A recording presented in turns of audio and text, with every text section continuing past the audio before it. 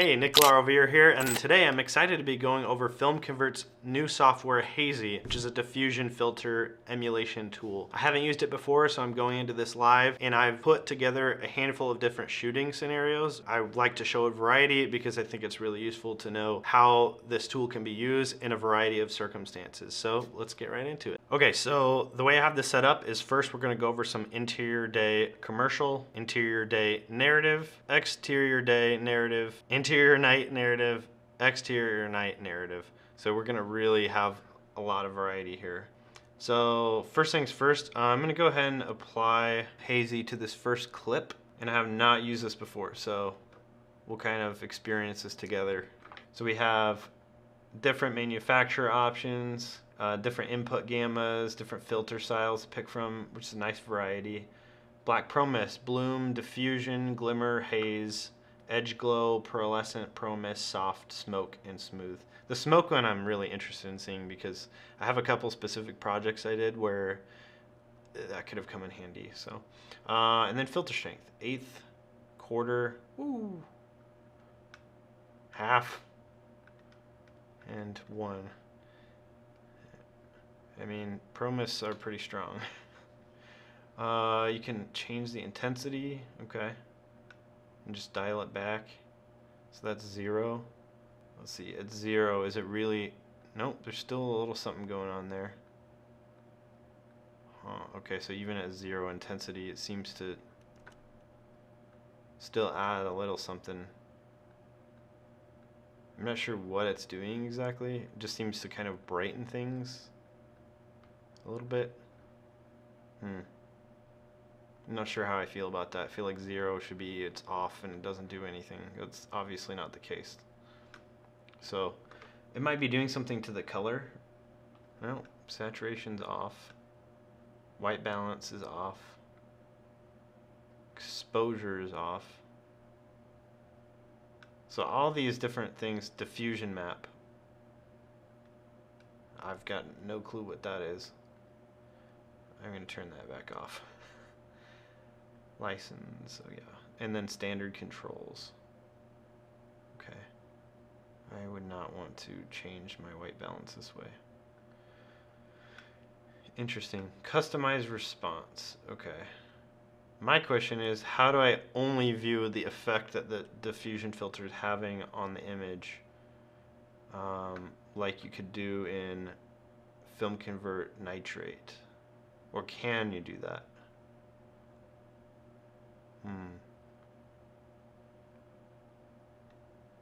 Diffusion map. Oh, this is what that is. Okay, so it's the diffusion map. So I'm not sure then if why we're getting any effects whatsoever. If I'm at 0% intensity on here, why should I be getting any effects whatsoever on this image? I'm not sure why that would be the case. Well, anyway, that's a mystery for another day. Let me just turn this up to an 1/8, 100% intensity at the 8th strength, and let's just see what the diffusion map looks like. So if you haven't used FilmConvert nitrate before, what it's doing is it's showing you each of these is a color of diffusion that it's giving you. So these are white light sources, therefore that diffusion that's kind of emanating from that area is going to be white. This one is blue. This is orange and red from skin tones, and so on. So obviously this is really intense. We've got blooming going on all over the place. So if I wanted something that's a little more subtle, so this is almost like the strength slider with FilmConvert nitrate, where it lets you increase or decrease the strength of the diffusion. I don't want my color to shift. Well, it looks like you could really mess around with this thing for a very long time. So, and come up with some presets and some things that work for you for different situations, like if you want to really go in there and tweak. I'm not going to keep messing around with this too much more. I just wanted to kind of familiarize myself with all this stuff. So if I just want a touch of a glow around those lights, maybe go right there. So let's see what that looks like. So that's actually pretty subtle, and it's not really affecting my color. So that's not bad, you know, and that's not the look that we went for on this, but it very well could have been something that we decided to do in post. And this like a black pro mist, seems to be decreasing the contrast and raising up those blacks a little bit, especially just overall. It seems to be raising the blacks and bringing down the highlights a little bit, and not really bringing them down, but it is raising the blacks for sure. So this is without and with our more subtle 1/8 black pro mist. And here as well, before, after, it just seems pretty good. The thing is, I thought about this before I did this video, is yes, it can artificially, emulate doing bloom around lights and bringing up the blacks for something like a black pro mist filter. But you just got to remember that it's not actually adding any additional information, right? So if your footage doesn't have any information there, that's not going to help you. And I think that is going to be the main difference between actually shooting with a filter on, where if you have a black pro mist filter on, what's actually happening is the light's physically hitting that filter and spreading across your image. And I think it does affect what kind of information is in the shadows and highlights and stuff, versus this is just an emulation. So what you have is what you have. So does it actually increase your light levels in the blacks? No, it doesn't. It's just lifting them, I'm just gonna play through this real quick with and without the effect on there. So that's without. This is with. So without, with.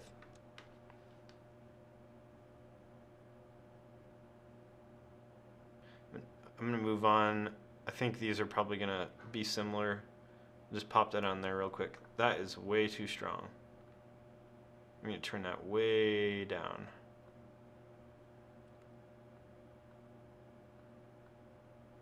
I don't like how that affects the color like that. That's not, I don't know if I'm doing something wrong or what, but that is not what a filter would do. Spread. Oh, I didn't change that on the other ones.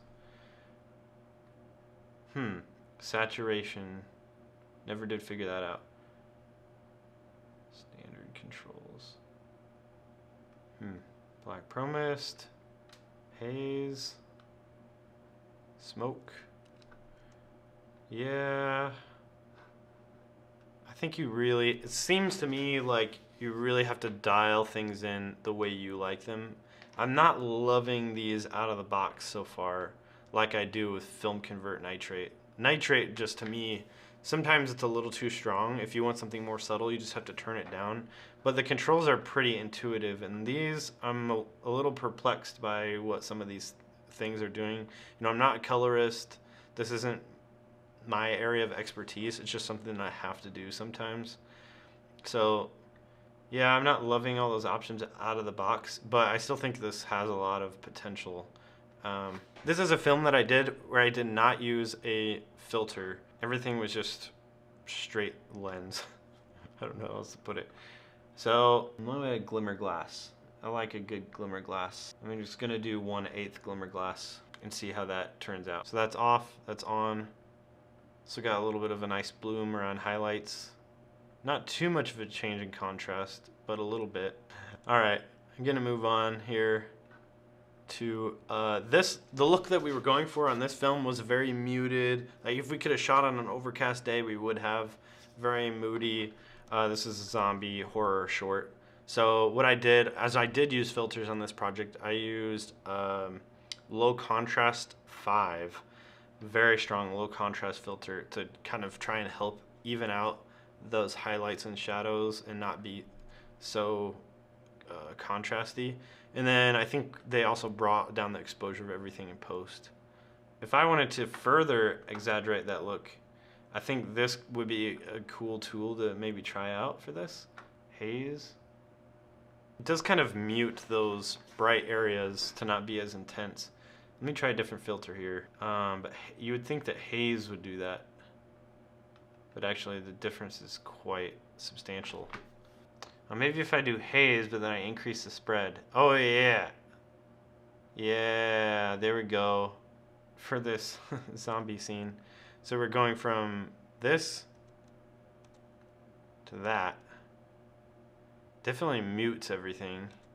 And maybe, for example, an issue I had with these shots is we were able to really come in and soften things with silks for those medium shots, 2 shots, close-ups, but these wide shots were just just raw pretty much. So maybe you could come in and be able to apply something like this just to a wide shot in after the fact in post to help match things, maybe make things moodier to fit those close-ups. Moving on, we did use a Prism Lens Effects Subtle Dream filter on this whole film, and then we had smoke through every scene to depict this toxic world. And so if I could, you know, maybe at times where the contrast is increasing, it'd be kind of nice to have something that would seem to add additional atmosphere to the shots. So I'm just gonna throw something like the smoke on here and see what happens. Go into smoke. Whoa, too strong. Okay. So you haven't seen this before, so I'll just play a little bit without. Here's without the filter. Here's with. Without, or that's with and without. Add. Yeah, that's kind of nice. I like that on there because it just adds a little bit of additional atmosphere, I think. All right, and here's another exterior. Okay, so on this guy, maybe we do a bloom. Yeah, kind of like a hot sun bloom a little bit, or a glimmer glass. So here's without and with. Yeah, I like that. It really makes it feel hotter, I think. So here in the wide, I think it does a pretty good job once you turn that color mapping off, or tone mapping. Next one, interior night. I did use FilmConvert nitrate for these shots, so there's already some blooming stuff going on here. Other than that, I didn't use any filters of any kind. So let's throw that on there. And then we'll turn off the tone mapping. Alright, so we got a black pro mist on there. I think for a scene like this, I'd probably use something like a glimmer glass or maybe a haze. So here it's actually quite subtle once the light goes away. It is reducing contrast just a hair, I think, and adding some blooms around highlights. And here it does seem to soften skin detail just a little bit. I think the thing that we want to be careful of is going overboard with this stuff. It's very easy to go overboard with your effects, and it becomes gimmicky. It becomes overused, overdone. Okay, now an exterior night. And I'm gonna go with edge glow. Okay, it's working here for sure. I can see it on the highlights. Edge glow. What kind of thing would I use in the scene? Maybe haze? Let's see what we're actually getting out of this. We'll look at the diffusion map and see what's happening. So it's really not doing too much. It's hitting some of these bright spots on the ground, on the jacket, on the highlight on the car. This does give it a good look of like there's a haze in the air a little bit, but it's not as obvious when the light's not that bright. Like it is adding a haze throughout the scene, but I think it's more obvious when you've got all these different light sources. So that's without, or that's with, that's without and with. Improvement, not an improvement? What do you think? So this thing we shot on a virtual production stage, and we did haze the room, but I felt like the background got hazed really nicely, but the foreground didn't get hazed properly, and so you have this difference. I mean, in real life, the further objects are away, the more hazy they appear, and it's also actually a depth perception cue, psychologically speaking. So that's fine, but it just seems too much to me.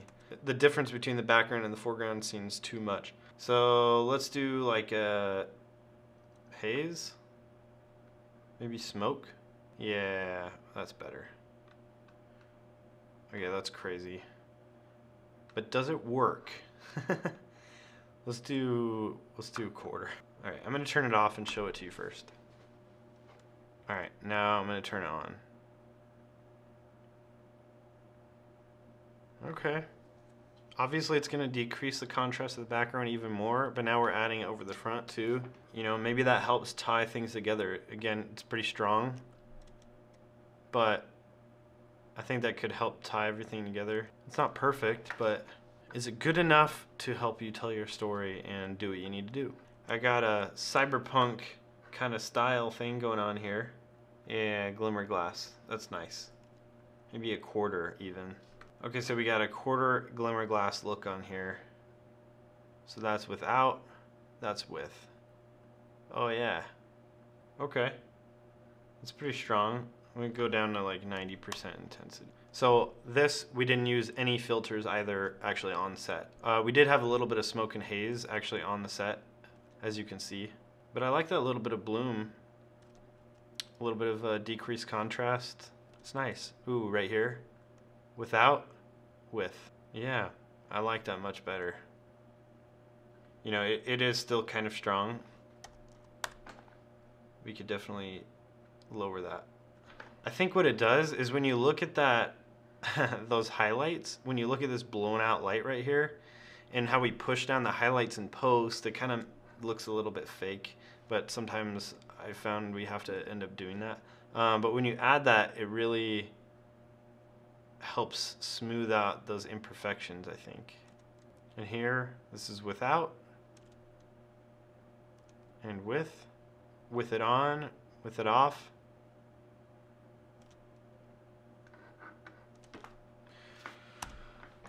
So yeah, that's that. Well, so that's it. I hope that was helpful for you as we went through things live. I know it was a little bit rough, but I wanted to give you my raw first impressions and like walk through it with you. So hopefully you're able to learn with me how to use this, but also see maybe some different applications for different scenarios and whether it's for you or not, whether it's a good fit or not. I do think it has some utility. I do like it overall. I think it's not as intuitive as I'd like. There's some controls in there. I'm gonna have to figure out what they do. It's kind of confusing. FilmConvert Nitrate in general, but then also the halation plugin were much more intuitive than this software. So, you know, maybe in the future they'll make some improvements to that and make it a little easier. But for now, I think we're just gonna have to live with what we have here. Well, so that's it. I hope that was helpful for you as we went through things live. I know it was a little bit rough, but I wanted to give you my raw first impressions and like walk through it with you. I hope it's helpful. I hope that this time was well spent for you, and I'll see you next time.